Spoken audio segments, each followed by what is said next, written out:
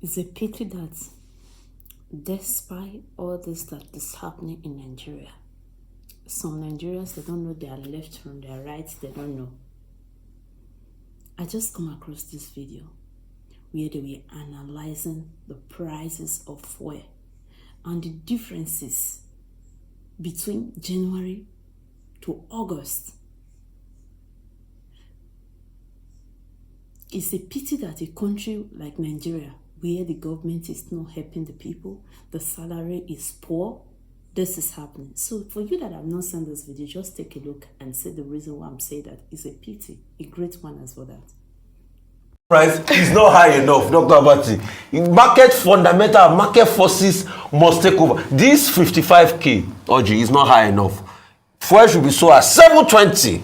Market forces should take over. Don't kill Nigerians, yeah. Don't kill Nigerians, please. Don't kill Nigerians. Economics means sense. Yeah. If economics is not benefiting the grassroots people, any economics is senseless. Funny enough, driving to work this morning, just occurred to me that most Nigerians are poorer. Yeah. Because even if you're on the same salary, if you got an increment in your salary, please don't rejoice too much, because perhaps they just made you match up to what you were earning before, or perhaps even lower than what you were earning before, because the prices don't add up. Yeah. And the pressure is on employers. They also cannot afford to increase salary. So we are all managing, trying to cut things, and our resilience sometimes do not even make us understand just how much we have reduced our quality of life in terms of our spending. Yeah. It's that we keep managing, we keep cutting down, we keep cutting costs, but Nigerians are poorer. Something's got to give, and I know, like you said, subsidy is back. But there's another topic, all eyes on the judiciary, which is really what's trending.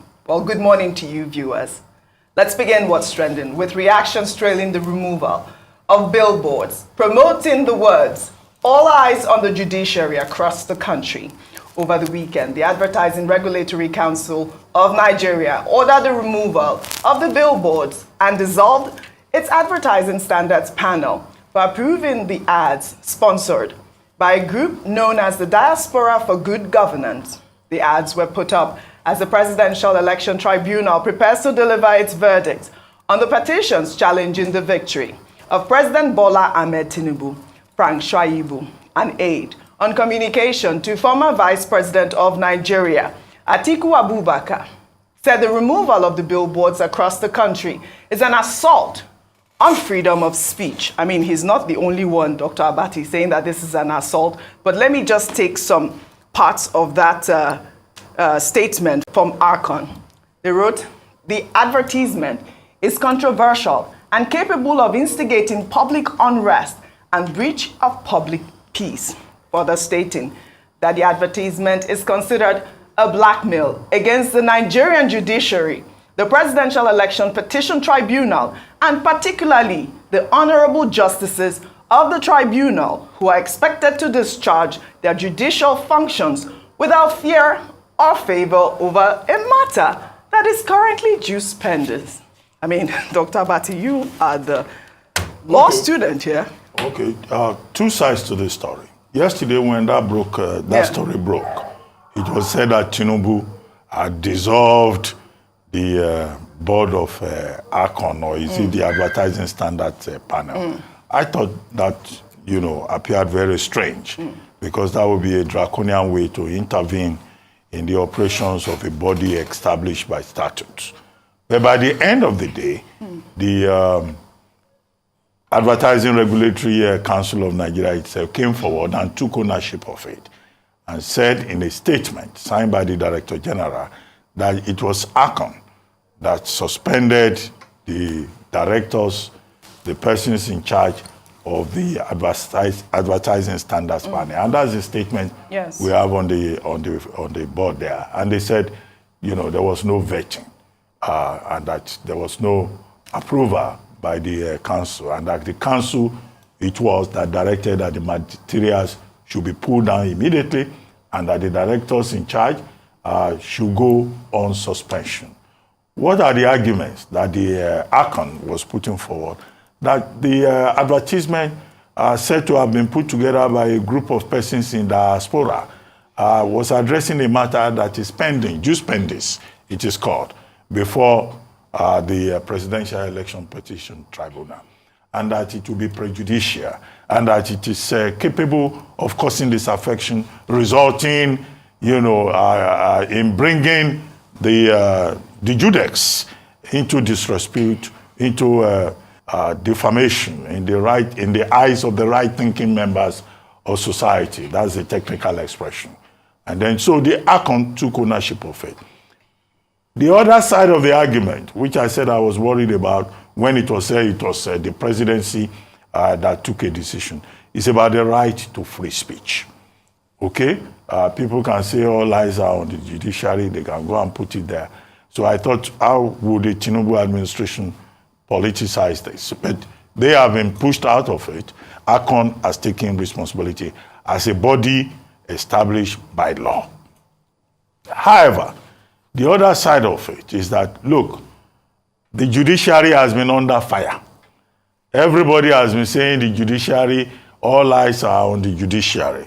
But within the context of where the presidential election petitions are now, where final written addresses have been adopted, the concern, is that attempts have been made from different directions to put pressure on their lordships. And that would be contemptuous to do so. Yeah. Contempt in face of court, or contempt away from the face of the court, which is called contempt ex facie curia. In which category will fall the allegation by Babatunde Fashola SAN that some people were saying, oh, he was writing judgment for the presidential election petition tribunal. But the truth that we all know is that Nigerians are all anxious about the outcome of that presidential election petition tribunal. That is the point. And what will come out of the 180 days process prescribed in the Constitution for the determination of petitions arising from the presidential election process. So that is why this takes on a fresh significance.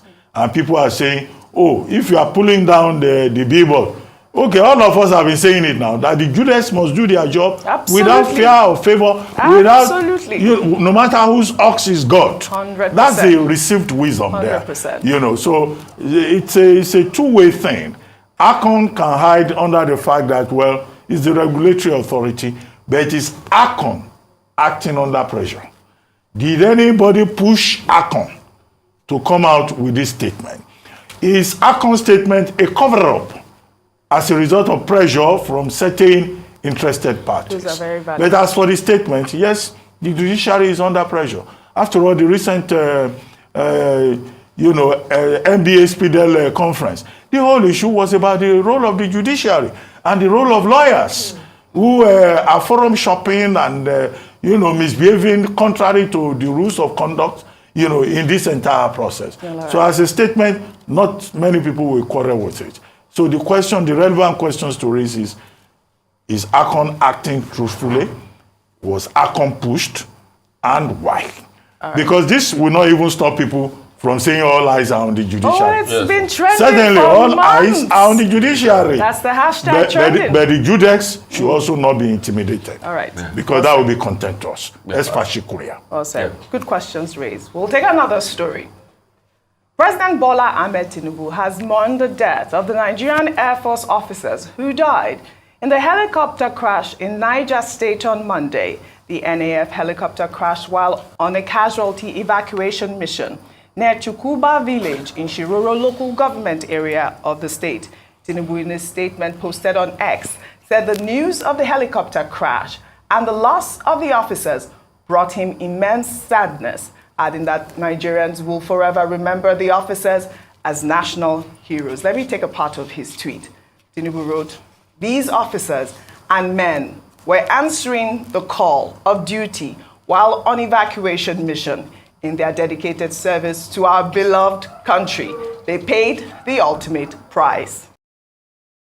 In the meantime, the governor of Niger State, Mohammed Umaru Bago, has blamed illegal miners and Fulani herdsmen for the increase in spate of banditry in the state. The governor made the comment when he paid a condolence visit to the Chief of Air Staff following the death of Nigerian Air Force personnel who were on a mission in Niger State. Yeah, a lot of activities of illegal mining. You know, we have a lot of lithium and gold, and this is not far away from that because these miscreants are into this illegal activity, so they've taken siege of that place.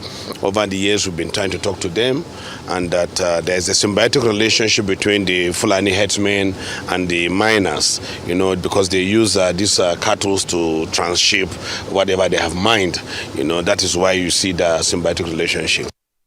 Well, all right. The governor is blaming illegal miners as well as herders for these attacks. I mean, there were attacks that occurred over the weekend as well. I don't know if I sent you that video also of one boy that was cut with the cutlass. It was horrific to see. But I mean, this is what they are saying that is happening. But I mean, there's also a video trending online right now. I don't know if you have seen it. Terrorists claiming that they were responsible for shooting down the NAF plane. We've heard these stories. I mean, so the guy that's threatening, that's claiming he was responsible, is a known terrorist, a bandit or terrorist. Yeah, anybody that terrorizes people. They're all terrorists. They're all terrorists. You all know, of them. Dogo I don't Kide. use bandits And anymore. He has said he did it. Anyway, there's been a lot of other rebuttals by saying, no, the plane just, you know, crashed and all of that. He didn't do it. Now the governor is blaming illegal miners. The question is, who are we to believe in all of this? But whatever is going on with this story, we have problems in our country, Audrey. We have a war going on that our planes